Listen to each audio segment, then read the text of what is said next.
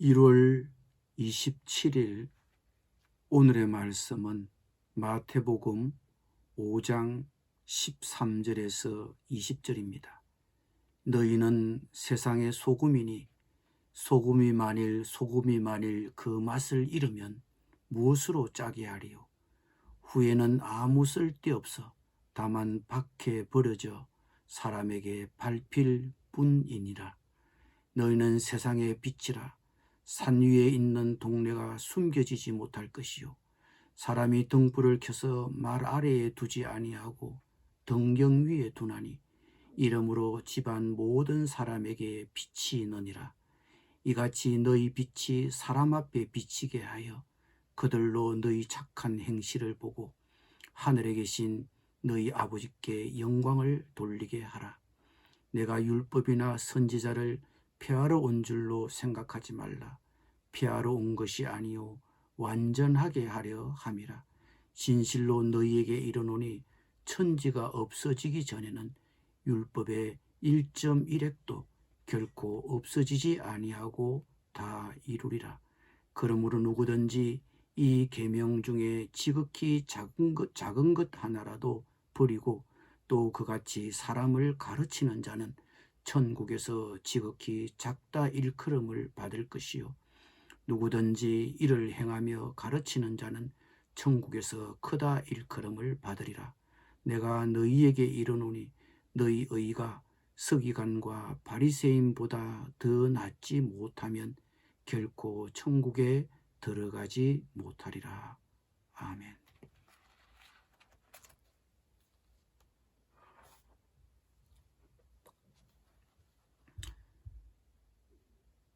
오늘 본문에서는 그리스도인을 일러 이렇게 말합니다. 그리스도인은 세상의 소금이요 세상의 빛입니다. 그리스도인의 어떤 점을 두고 이렇게 소금과 빛으로 비유했을까요? 그리스도인이 가진 긍정적인 영향력 때문입니다. 소금과 빛의 특성은 둘 다 독특합니다. 소금은 그 어떤 다른 물질로도 낼 수 없는 독특한 맛을 냅니다. 짠맛은 소금으로밖에 낼 수 없습니다. 빛의 특징 역시 어두움과 현저하게 구별됩니다. 아무리 희미한 호롱 불빛이라도 칠흑같이 어두운 가운데서는 뚜렷하게 보입니다. 빛은 눈에 띌 수밖에 없습니다.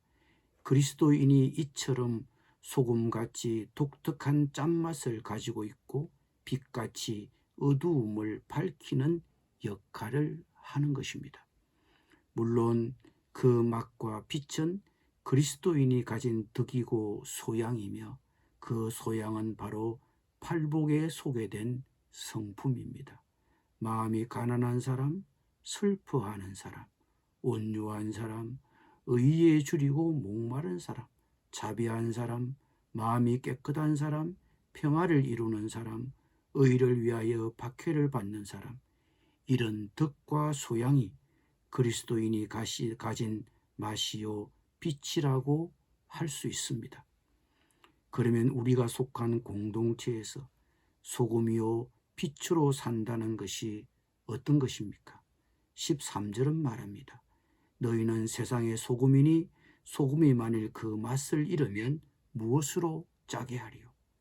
자신이 속한 공동체에서 소금이요 빛으로 산다는 것은 바로 그 맛을 유지하는 것입니다. 각자의 삶의 자리에서 맛을 잃지 않는 것입니다. 그리스도인으로서의 마땅히 가져야 할 소양과 덕을 지니고 있는 것입니다. 그런데 성경은 소금이 그 독특한 맛을 잃을 수 있다고 경고하고 있습니다. 13절에 보면 후에는 아무 쓸데없어 다만 밖에 버려져 사람에게 밟힐 뿐이라고 하십니다. 짠맛을 잃은 소금을 생각해 볼 수 있습니까?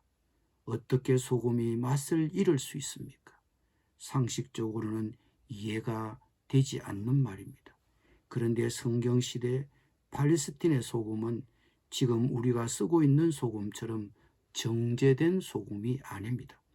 성경 시대에 이스라엘 사람들이 사용하던 소금은 주로 사해 남쪽에 있는 소금 늪지에서 채취한 것들이었습니다.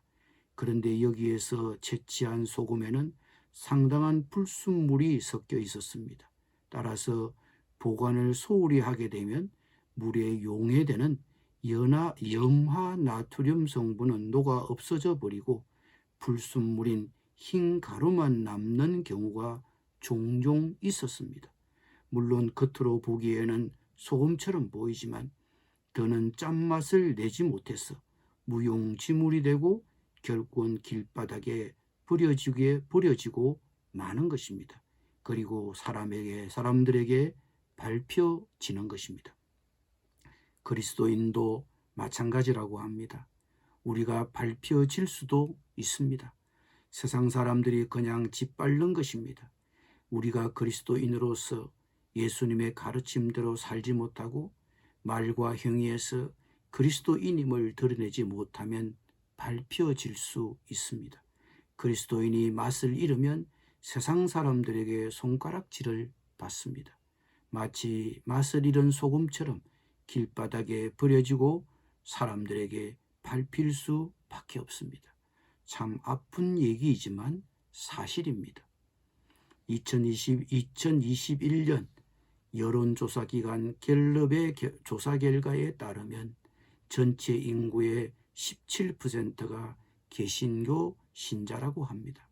7년 전과 비교하면 4% 떨어진 수치이긴 하지만 전체 인구를 5천만으로 본다면 850만이 개신교 숫자입니다. 개신교 신자 숫자입니다.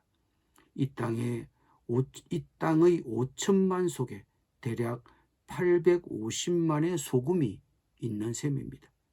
아주 적은 양의 소금이 전체 찌개의 맛을 좌우하고 아주 적은 양의 소금이 배추에 숨을 죽여 김장배추가 되게 하는 것을 본다면 이 숫자는 결코 적은 비율이 아닙니다.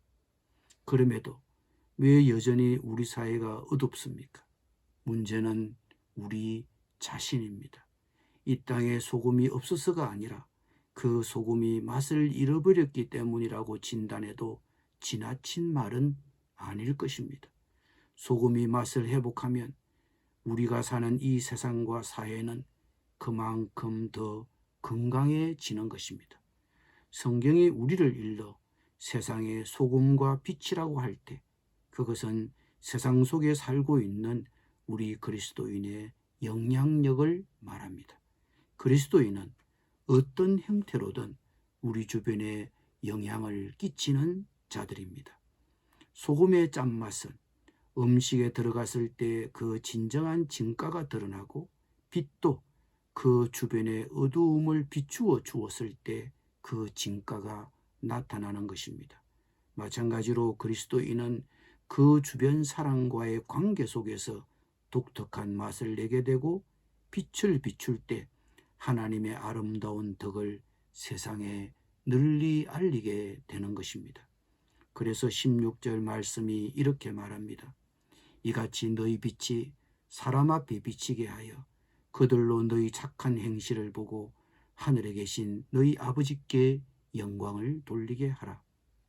그런데 어떤 그리스도인들은 15절의 말씀처럼 등불을 등잔 위에 두지 않고 돛박 안에 두는 경우가 종종 있습니다.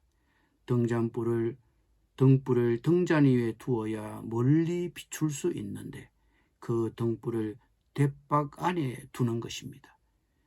돛박으로 등불을 덮어버리는 것입니다. 즉 내가 신자라는 것을 드러내지 않고 숨어버리는 것입니다.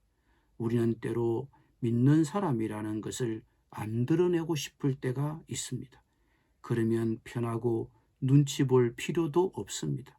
그런데 그것이 내 등불의 빛을 막아버리는 것입니다. 그런데 우리가 그리스도인으로서의 정체성을 유지하고 드러내고 사는 것은 우리의 사명이고 신자라면 마땅히 치루어야 할 대가입니다. 누가복음 14장에 보면 예수님은 제자가 되려면 치루어야 할 대가를 말씀하시면서 이 소금이라는 본문을 사용하신 적이 있습니다. 소금이 좋은 것이나 소금도 만일 그 맛을 잃으면 무엇으로 짜게 하리요? 땅에도 걸음에도 쓸데없어 내버리느니라. 들을 기가 있는 자는 들을지어다 하시니라. 누가복음 14장 문맥에서는 예수님은 제자를 소금이라고 하셨습니다. 소금의 가치는 짠맛에 있습니다. 소금이 짜지 않으면 소금으로서의 가치가 없습니다. 아무 쓸모가 없습니다. 그러니 땅에도 걸음에도 쓸데가 없어서 밖에 내다 버릴 수밖에 없습니다. 세상 사람들이 그리스도인을 싫어하기는 하지만 실은 존경합니다. 자기들은 그렇게 못 살지만 우리만이라도 제대로 해주기를 바랍니다. 그런데 우리가 맛을 잃어버리면 우리가 있는 곳에서 필요한 사람이 될 수 없습니다.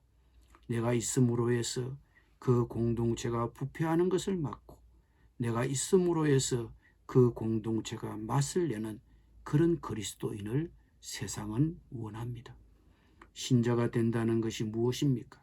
소금이 되는 것입니다. 짠맛을 유지하는 것입니다. 그리스도인으로서의 정체성을 유지하는 것입니다. 그리스도인은 정체성뿐만 아니라 영향력도 끼쳐야 합니다. 우리가 이 사실을 깨닫고 당당히 자신을 드러낼 때 자신의 등불을 등경 위에 얹어두는 그리스도인이 되는 것입니다. 그렇게 되면 우리는 16절 약속을 기대할 수 있습니다. 이와 같이 너희 빛을 사람들에게 비춰라.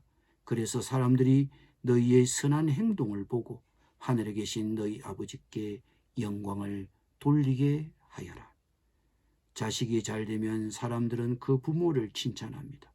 그러나 자식이 잘못되면 부모의 이름에 누가 됩니다. 오늘 성경은 말합니다.